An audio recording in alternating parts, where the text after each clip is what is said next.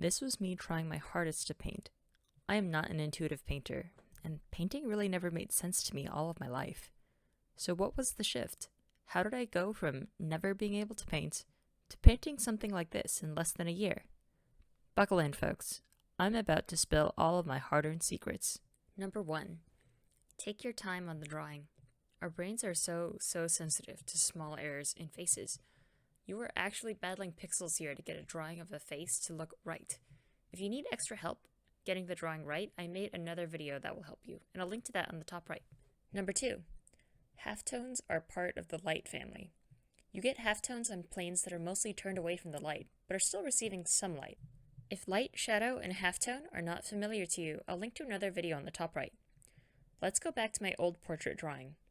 I was making these really dark and muddy shadows where no shadows existed. I knew it looked wrong somehow, so I tried to fix it by smudging it all out, because I thought it was a blending problem. Spoilers, it wasn't a blending problem. I can actually fix some of the issues with this painting by just blasting away the muddy, overly dark halftones. Number 3. Many portraits have light conditions where there is no clear shadow. This photo is an example of a clear shadow. We have a single light source from the sun. These types of photos are much easier to study.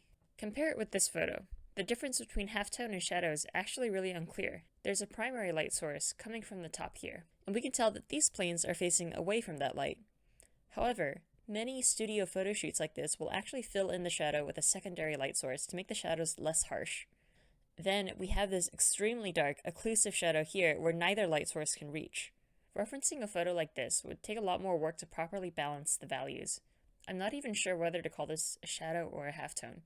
If I wanted to study this photo, I would turn the picture into grayscale and use the eye picker tool liberally to double check what I think I'm seeing with what I'm actually seeing.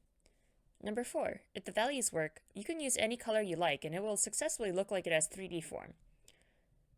Here, I'm setting the layer mode to color. This colorizes the painting beneath it while preserving its darkness and lightness values.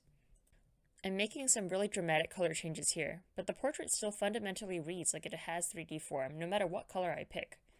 When I remove the color layer mode, it loses its sense of form. That's it. I'll close this video out with a time lapse of my portrait painting process. If you have questions, feel free to leave them below.